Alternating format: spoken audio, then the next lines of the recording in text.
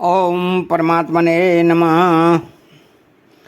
पूर्वोक्त ज्ञान साधन समुदाय के द्वारा जिसको जाना जाता है उस साध्य तत्व का अब ज्ञेय नाम से वर्णन आरंभ करते हैं। ज्ञेयं यन्तत् प्रवक्ष्यामि यज्ञात् त्वामृतमश्नुते अनादिमत् परम ब्रह्मण संतनानसदुच्यते। अर्थात भगवान ने प्रवक्ष्यामि पद से ज्ञेय तत्व का वर्णन करने के लिए प्रतिज्ञा की है। अमृत म श्रुते पद से उसे जानने का फल बताया है। अनादिमत पद से उसका लक्षण बताया है। परम ब्रह्मा पदों से उसका नाम बताया है और न संतन्ना सदुच्यते पदों से उसका वर्णन किया है।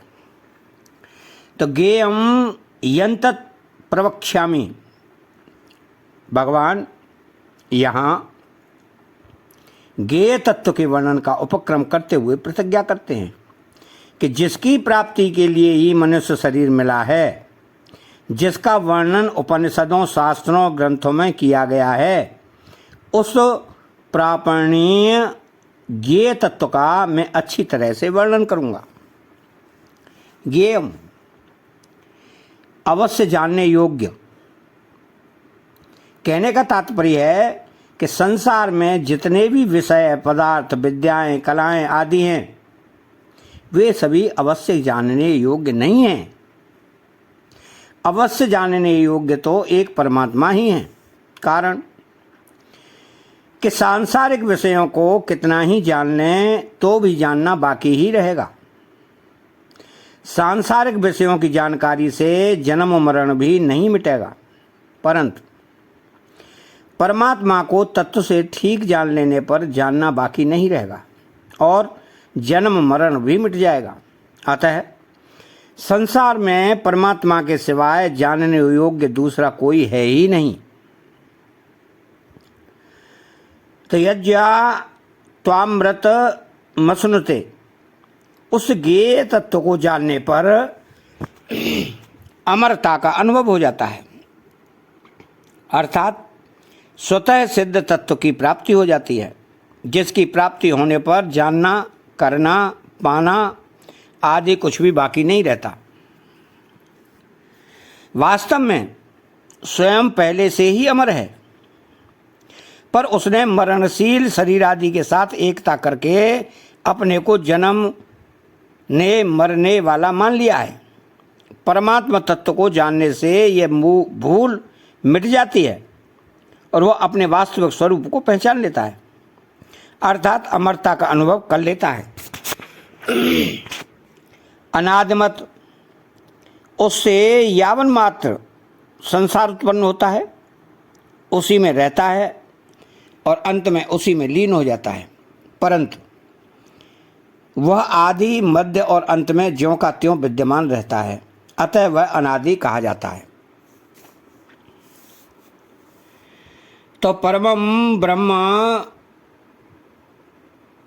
ब्रह्म प्रकृति को भी कहते हैं, वेद को भी कहते हैं, पर परम ब्रह्म तो एक परमात्मा ही है, जिससे बढ़कर दूसरा कोई व्यापक निर्विकार सदा रहने वाला तत्व नहीं है। वह परम ब्रह्म कहा जाता है। न संतन्ना सदुच्यते, उस तत्व को सत भी नहीं कह सकते और असत भी नहीं कह सकते। कारण कि असत की भावना सत्ता के बिना उस परमात्मा तत्व में सत शब्द का प्रयोग नहीं होता, इसलिए उसको सत नहीं कह सकते, और उस परमात्मा तत्व का कभी अभाव नहीं होता, इसलिए इसको असत भी नहीं कह सकते। तात्पर्य है कि उस परमात्मा तत्व में सत असत शब्दों की अर्थात वाणी की प्रवृत्ति होती ही नहीं। ऐसा वह करण निरपेक्ष तत्व है। जैसे पृथ्वी पर रात और दिन ये दो होते हैं, उनमें भी दिन के अभाव को रात और रात के अभाव को दिन कह सकते हैं। परंतु सूर्य में रात और दिन ये दो भेद नहीं होते, कारण कि रात तो सूर्य में है ही नहीं, और रात का अत्यंत अभाव होने से सूर्य में दिन भी नहीं कह सकते। क्यों कि दिन शब्द का प्रयोग रात की उपेक्षा से किया जाता है। यदि रात की सत्ता न रहे तो न दिन कह सकते हैं न रात। ऐसे ही सत की अपेक्षा से असत शब्द का प्रयोग होता है और असत की अपेक्षा से सत शब्द का प्रयोग होता है। तो जहां परमात्मा को सत कहा जाता है वहां असत की अपेक्षा से ही कहा जाता है, परंतु जहां असत का अत्यंत अभाव है वहां परमात्मा को सत नहीं कह सकते, और जो परमात्मा निरंतर सत है उसको असत नहीं कह सकते। अतः परमात्मा में सत और असत इन दोनों शब्दों का प्रयोग नहीं होता।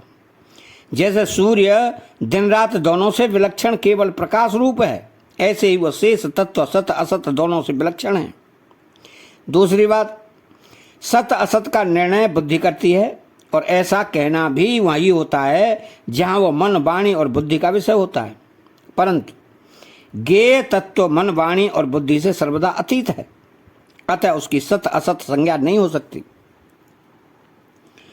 अब परमात्मा तत्व को ज्ञेय कहने का तात्पर्य है कि वह तत्व जानने योग्य है, उसको जानना चाहिए और वह जानने में शक्य है, अर्थात जाना जा सकता है। वास्तव में वह तत्व जानने में आता नहीं है। क्यों कि प्रकृति से अतीत होने के कारण वह प्रकृति की पकड़ में नहीं आता, परंतु वह स्वयं से प्राप्त किया जा सकता है। तो प्रकृति और पुरुष दोनों को अनादि कहा गया है, अतः दोनों का मालिक होने से परमात्मा को यहाँ अनादिमत अर्थात अनादि वाला कहा गया है। तो भगवान ने अपरा प्रकृति को इतियम में कहकर और परा प्रकृति जीवात्मा को में पराम कहकर दोनों को अपने अधीन बताया है, अतः दोनों के मालिक भगवान ही हुए।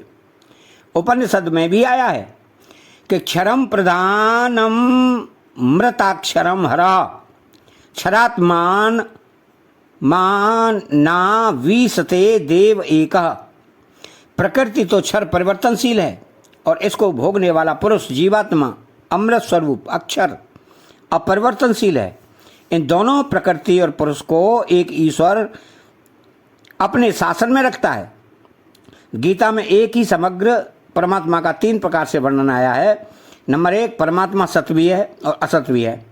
सदच्चाहम, परमात्मा सत भी है असत भी है और सत असत से पर भी है। सत संत पर परम यथा, परमात्मा न सत है न असत ही है, न संत नाश दुच्यते। इसका तात्पर्य है कि वास्तव में एक परमात्मा के सिवाय कुछ भी नहीं है। वह मन बुद्धि और वाणी से सर्वदा अतीत है, इसलिए उसका वर्णन नहीं किया जा सकता, पर उसको प्राप्त किया जा सकता है।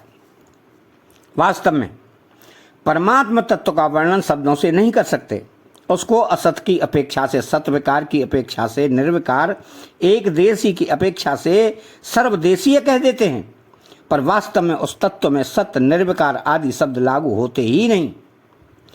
कारण कि सभी शब्दों का प्रयोग सापेक्षता से और प्रकृति के संबंध से होता है, पर तत्व निरपेक्ष और प्रकृति से अतीत है। देश काल वस्तु व्यक्ति अवस्था गुण आदि को लेकर ही संज्ञा बनती है। परमात्मा में देश काल आदि हैं ही नहीं, फिर उनकी संज्ञा कैसे? इसलिए यहाँ आया है कि उस तत्व को न सत कहा जा सकता है और असत ही कहा जा सकता है। परमात्मा तत्व का आदि आरंभ नहीं है, जो सदा से है उसका आदि कैसे?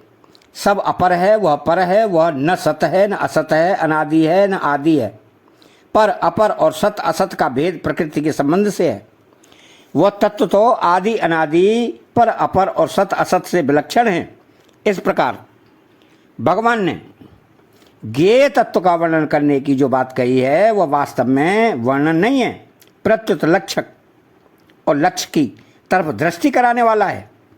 इसका तात्पर्य ज्ञेय तत्व का लक्ष्य कराने में है, कोरा वर्णन करने में नहीं है। इसलिए साधक को भी लक्ष्य की दृष्टि से ही विचार करना चाहिए, केवल सीखने की दृष्टि से नहीं। अतः चैनल को सब्सक्राइब करें, बेल आइकन घंटी को दबाएं और कमेंट बॉक्स में